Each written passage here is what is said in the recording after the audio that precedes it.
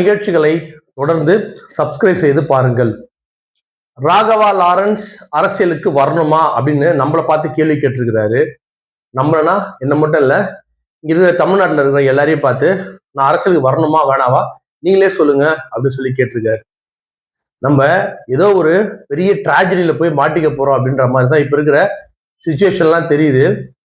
ஒரு காலத்துல பாத்தீங்கன்னா இதே தமிழ்நாட்டுல பெரிய பெரிய தலைவர்கள், பெரிய பெரிய ஜாம்பவான்கள்லாம் வந்து அரசியலுக்கு வந்து மக்களை கூப்பிட்டாங்க. அவங்க அரசியலுக்கு வரும்போது அந்த மாதிரி ஒரு தலைவர் நம்மளுக்கு வேணும் அப்படின்னு சொல்லிட்டு அவரை பல தொண்டர்கள் பின்தொடர்ந்தாங்க. பெரிய ஆள்ல இருந்து சின்ன ஆள் வரைக்கும். இப்படிங்க நீங்க புரட்சியாளர் எம்ஜிஆர் எடுத்துட்டீங்கன்னு சொல்லி சொன்னா, அன்னைக்கு அறிஞர் அண்ணா, காமராஜர் போன்ற ஒரு மிகப்பெரிய ஜாம்பவான்கள் இருக்கும்போது என்ன பண்ணாங்க, இவங்கள மாதிரி நம்ம அரசியல் பண்ணணும், இவங்கள மாதிரி நம்ம வந்து அரசியல் கத்துக்கணும், இவங்க கூட போய் சேர்ந்து நம்ம மக்களுக்கு சேவை செய்யணும்.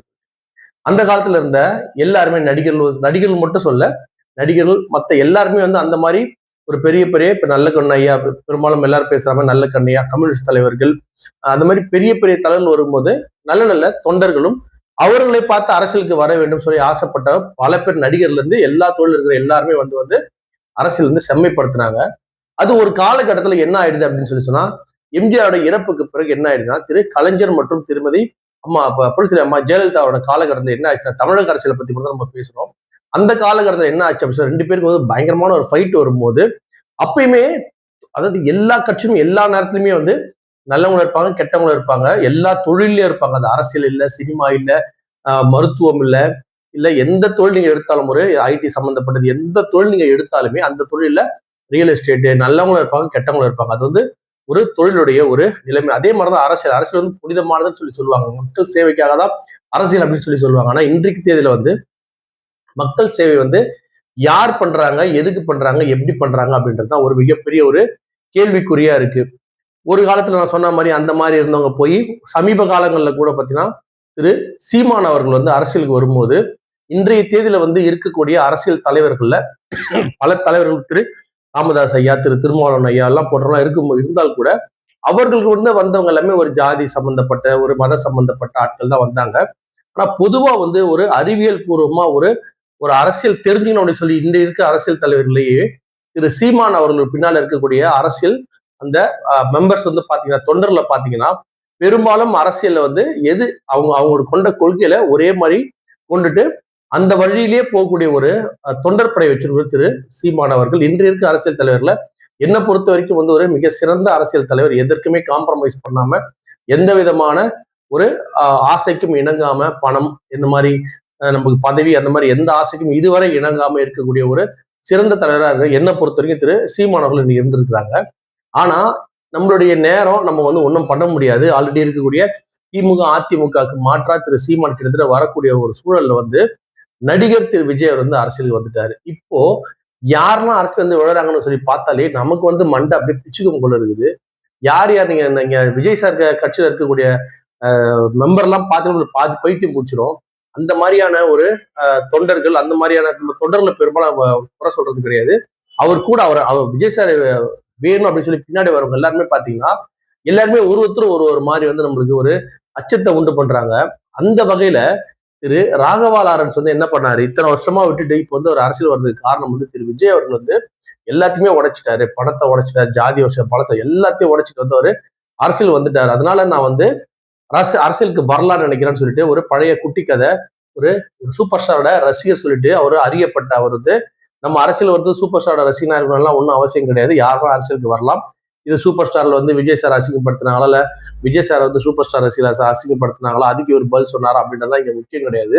ஒரு ரஜினி ரசிகரா இருந்த திரு ராகவா லாரன்ஸ் வந்து ரஜினி சார் வந்து அரசியல் ஆரம்பிக்கும் போது வந்து அரசியல் சேர்ந்து பண்ணலாம்னு நினைச்சேன். ஆனா அந்த நேரத்துல என்னால பண்ண முடியல. பல காரணங்களால, மெயின் எங்க அம்மாவும் சொன்னதுனால, ரஜினி சார் அரசியல் விட்டு போனதால நான் என்ன பண்ண முடிச்சுக்கிற நேரத்துல இந்த மாதிரி வந்து விஜய் சார் இந்த மாதிரி வெற்றி அடைஞ்ச உடனே அம்மாட்ட போய் கேட்டேன்னு, அம்மா போப்பா நீயே போய் குதிச்சு வந்து விளையாடுப்பான்னு சொல்லிட்டாங்க. அதனால நான் வந்து இப்போ அரசியல் வரேன்னு சொல்லி அந்த முன்னுதாரணம் சொன்னார் பார்த்தீங்களா, அந்த முன்னுதாரணத்துல நம்ம பெஜாராயிட்டேன். என்னடா இது அருமையான ஒரு முன்னுதாரணம் சொல்லியிருக்காரு சொல்லி, இத்தனை காலம் வந்து செஞ்ச அரசியல் தலைவர்கள், இத்தனை காலம் அரசு, இத்தனை மத்திய அரசையும் மற்ற மாநிலங்களும் எதிர்த்து ஒரு வேலையும் பார்த்த இத்தனை தலைவர்களா இருக்கும்போது அரசியல் வர விரும்பாத, அரசியல் வர முடியாம இருந்த திரு ராகவா லாரன்ஸ் வந்து சொல்றாரு, பணபலம் அந்த மாதிரி படைபலம்லாம் இருந்தாதான் வெற்றி பெற முடியும் அப்படின்ற ஒரு சூழல்ல இருந்து ஒரு தனி மனிதன் வந்து வெற்றி பெற்றார் திரு விஜய் அவர்கள். இது வரைக்கும் திரு விஜய் அவரோட வெற்றி வந்து உண்மையா சொல்றேன், நீங்க சொல்ற அளவு ஹைப்பே கிடையாது.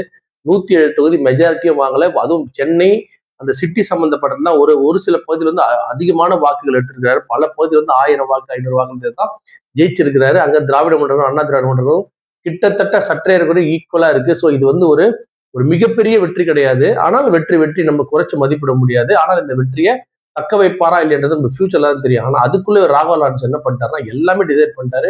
மக்கள் வந்து இதுக்கு ஓட்டு போடல, அதுக்கு ஓட்டு போடல, பணம் பலம் படம் எதுக்கு எப்பயுமே மக்கள் இதெல்லாம் ஓட்டு போடவே மாட்டாங்க. நீங்க நல்லா கிளீனா தெரிஞ்சுங்க. பணம் கொடுத்ததால ஒரு கட்சிக்கு ஓட்டு போட்டதா சரித்திரமே கிடையாது. பணத்தை வாங்குவாங்க, ஆனா வேற கட்சி தான் ஓட்டு போடுவாங்க.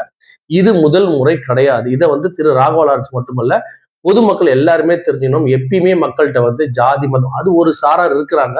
அவங்க நீ எப்பாடுபடாலும் அதை தான் போடுவாங்க. ஆனா அந்த ஒரு ஒரு மேஜர் பீப்புள்ஸ் வந்து என்னைக்குமே பணத்துக்காகவோ இல்லைன்னா வந்து நம்முடைய ஜாதி மதத்துக்காக ஓட்டு போட மாட்டாங்க. நீங்க வந்து மக்களையோ இல்ல தலைவர்களே தப்பா நினைச்சுக்காது. அது அவங்களுக்கு கடை அவங்க கொடுத்து பழகிட்டாங்க, வாங்கி பழகிட்டாங்க. ஆனா ஓட்டு போடுற முறையும் காசை வாங்கிட்டு போடுறாங்க அப்படின்ற முறையே வந்து கிடையாது தமிழ்நாட்டுல. காசை வாங்கினா ஓட்டு போடும் அப்படின்னு சொன்னா என்னைக்கும் எல்லாருமே ஒரே கட்சி ஜெயிச்சுட்டு போயிருக்கோம். அது நடக்காது. என்னதான் பிஜேபி எடுத்து போய் காசு கொடுத்தா பிஜேபி ஓட்டு போட்டுருவாங்களா? நீங்க நல்லா யோசிச்சு பாருங்க. அதனால நீங்க தமிழக மக்கள் வந்து குறை சொல்வது முதல்ல நிறுத்துங்க. தமிழக மக்கள் எப்பயுமே வந்து கொஞ்சம் அறிவுபூர்வமா சிந்திக்கிறாரு. இந்த முறை ஏதோ ஒரு மாற்றத்துக்காக போட்டுருக்காங்க. நம்ம மக்களை குறை சொல்ல முடியல. ஏன்னா அவங்க மேல திணிக்கப்பட்ட அந்த விஷயங்கள் வந்து ரொம்ப ஹெவியா இருக்கும்போது அவங்க நிச்சயமா வந்து நம்முடைய தமிழக வெற்றியை வந்து வாக்களிச்சு வெற்றி பெற வச்சிருக்கிறாங்க. ஆனா அது மிகப்பெரிய வெற்றியில அது தலைவர்கள் தான் போதையை உண்டாக்க கூடாது தவிர மக்களுக்கு வந்து அந்த போதை உண்டாகாது. அவங்க உடனே வந்து ஷிஃப்ட் ஆயிடுவாங்க. தலைவர் அந்த போதை வந்து உண்டாக்க கூடாது. இந்த நேரத்துல ராகவா லாரன்ஸ் எதை வச்சு அரசியல் வர விரும்புறாருன்னு நினைக்கும் போது தான் நமக்கு வந்து ரொம்ப கஷ்டமா இருக்கு. என்னடா இது, ஒரு சினிமா நடிகர் வந்து வெற்றி அடைஞ்சாரு. இப்போ அவர் என்ன நினைக்கிறாருன்னா, டான்ஸ் ஆடுற வரைக்கும் அவன் ஓட்டுனா நம்ம டான்ஸ் சொல்லி கொடுத்தோம் நம்மளுக்கு எவ்வளவு ஓட்டு வரும் அப்படின்னு நினைக்கிறாரா? இல்ல ஸ்டூடெண்ட்டுக்கே அவ்வளோனா மாஸ்டருக்கு எவ்வளவு ஓட்டு வரும்னு நினைக்கிறாரா? என்னன்னு தெரியல.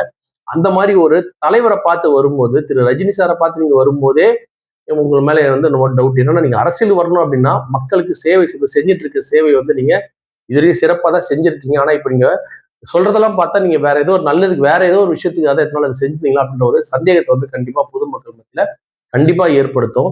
நீங்க ஒரு பர்டிகுலரா ஒரு கட்சின்னு சொல்லி வராம நீங்க தனியா ஏதோ ஒண்ணு பண்ணியிருந்தா கூட உங்களுக்கு நம்ம பாராட்டலாம். திரு விஜய் அவர்கள் பெற்ற இந்த வெற்றியை வந்து ஒரு உயர்ந்த வெற்றியா நீங்க சித்தரிச்சு இந்த வெற்றியின் மூலமா நம்மளும் வந்து பலன் பெறலாம் அப்படின்னு சொல்லிட்டு நீங்க உள்ள வர அந்த உள்நோக்கம் வந்து தவறான ஒரு விஷயமா இருக்கு. நீங்க மக்களுக்கு சேவை பண்ணுங்க. இப்ப செய்யற சேவையை தொடர்ந்து செய்யுங்க. நீங்க இப்ப திமுக போனாலும் தப்பு தான், அதிமுக போனாலும் தப்பு தான், தாவேக்காக போனாலும் தப்பு தான். நம்மள பொறுத்தவரைக்கும் நீங்க அரசியலுக்கு வரணும்னா இந்தந்த காரணத்துக்காக நான் வரணுன்ற எண்ணத்தோட இல்ல, மக்கள் நல்லது பண்ணணும். நான் எதனா ஒரு கட்சியை சேர்ந்து பண்ணா கூட பண்ணலாம். ஆனா நீங்க திரு விஜய் அவர்கள் வெற்றி அடைஞ்சதால அந்த வெற்றியில நம்மளும் வந்து போய் பங்கெடுத்துட்டு ஒரு ஆதாயத்தை தேடலாம்னு சொல்லி நீங்க வரீங்க. நீங்க சொல்லும் போது திரு சீமான் அவர்கள் வந்து பத்தி பேசுங்க. திரு சீமானை பற்றி பேச எந்த விதமான கொஞ்சம் கூட யோக்கியதே இல்லாத ஆளுங்கள் தயவு செஞ்சு திரு சீமான் அவர்களை பத்தி பேசாதீங்க.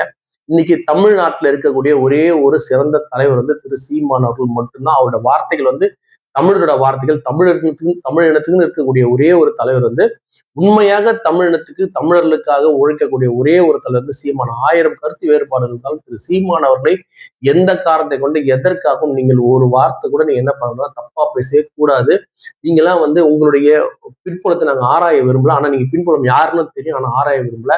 நீங்க தமிழ்நாட்டுல இருக்கீங்க, ஆந்திரால இருக்கீங்க, கர்நாடகால இருக்கீங்க, கேரளால இருக்கீங்க, இந்தியா ஃபுல்லா இருக்கீங்க. ஆனா நீங்க யாருமே தமிழர்களுடைய தலைவனாக இருக்கக்கூடிய திரு சீமான் அவர்கள் அரசியல் ரீதியா நீங்க பேசணும் ஒத்துட்டு போலாம். சரி, ஏதோ இந்த கருத்து முரண்படுது, அந்த கருத்து முரண்படுது. ஆனா திரு சீமான் போல ஒரு பியூரான தலைவரை வந்து இன்றைய தேதியில வந்து நீங்க எங்க போனாலும் பார்க்க முடியாது.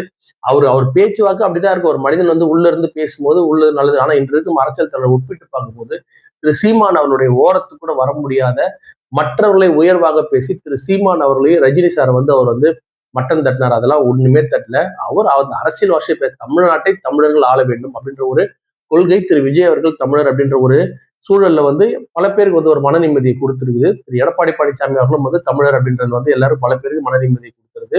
ஆனால் திரு ஸ்டாலின் மற்றும் அந்த குடும்பத்தை சார்ந்தவர்களை தவிர மற்றவர்களை பத்தி அவர் பெருசா பேசுறது எப்படி அந்த குடும்பத்தை எதிர்க்கிறாரோ அதே மாதிரிதான் திரு ரஜினிகாந்த் அவர்களையும் அவர் எதிர்த்தாரு தவிர வேறு எந்த காரணம் இல்லை. தமிழ்நாட்டை தமிழர்கள் ஆள வேண்டும் அப்படின்ற ஒரு எண்ணம் இருக்கு. ஏன்னா அது ஆந்திரால தெலுங்கர்கள் தான் ஆள்றாங்க, கர்நாடகால கன்னடர்கள் தான் ஆள்றாங்க அப்படின்ற ஒரு சூழல் இருக்கும்போது ஏன் தமிழ்நாட்டை தமிழர்கள் ஆளக்கூடாது அப்படின்ற ஒரு சூழல் இருந்திருக்குது நிலையில நீங்க தேவையில்லாத சீமான் சாரை வந்து உள்ள இழுக்காதீங்க.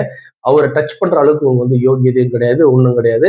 அவர் டச் பண்ற அளவுக்கு கூட உங்களுக்கு வந்து அந்த விதமான அறிவோ அது அவருக்கு உள்ள சமூக சிந்தனையோ வந்து உங்களுக்கு கிடையாது. நீங்க பல பேருக்கு ஹெல்ப் பண்றீங்க. மாற்றுத்திறனாளிக்கு ஹெல்ப் பண்றீங்க, அந்த மாதிரிலாம் பண்றதை நம்ம ஓகே நம்ம வரவேற்கிறோம். ஆனா நீங்க அரசியல் ஆதாயத்துக்காக அதெல்லாம் பண்ணியிருக்கீங்க அப்படின்றது இப்ப நம்மளுக்கு பார்க்க பார்க்க தெரிய வருது. அதனால திரு ராகவா லாரன்ஸ் அவர்கள் திரு சீமான் பற்றி பேசியதை தவறாக நீங்க சித்தரிக்காதீங்க. அப்புறம் நல்லவர் சொல்லிட்டேன், அதெல்லாம் வேணாம். அவரை பத்தி நீங்க எக்காலத்துக்கு எதுவும் பேச வேண்டிய அவசியம் உங்களுக்கு இல்லை. நீங்க உங்களுடைய சுய லாபத்துக்காக இப்ப நீங்க அரசு உங்க சுய லாபம் தானே தவிர மக்கள் சேவையெல்லாம் ஒன்றும் கிடையாது. என்ன நீங்க அதே மாதிரி லாரன்ஸ் அப்படின்றவங்க, நீங்க திரு ஜோசப் விஜய்ன்றவரு, நீங்க லாரன்ஸ், ஏற்கனவே ஜேசிடி பிரபாகர், மேலும் ஆதவ் அர்ஜுனா, அந்த மாதிரி பல ஒரு மதத்தை சார்ந்தவங்க ஒரே கட்சியில் சேர சேர அந்த கட்சி என்ன கெட்ட பேர் வரப்போகுதுன்னு சொல்லி தெரியல. இதுவே எதுவா இருந்தாலுமே உங்களுடைய அரசியல் வரவு நல்வரவாக நம்ம வாழ்த்துறோம். ஆனா அதே நேரத்துல தேவையில்லாத தலைவர்களை பத்தி நீங்க தேவையில்லாத பேசாதீங்க. எது சரின்னு நினைக்குதோ அதை பண்ணுங்க. அது உங்களுக்கு நல்லதான் பண்ண நினைக்கிறீங்களே தவிர நாட்டு மக்களுக்கு நீங்க சிறப்பான சேவை செய்ய வரல. எக்காரணத்தை கொண்டும் மற்ற தலைவர்களை குறைத்து பேசாமல் நீங்கள் என்ன செய்வீர்களோ அதை உண்மையாக செய்ய முயற்சி செய்யுங்கள்.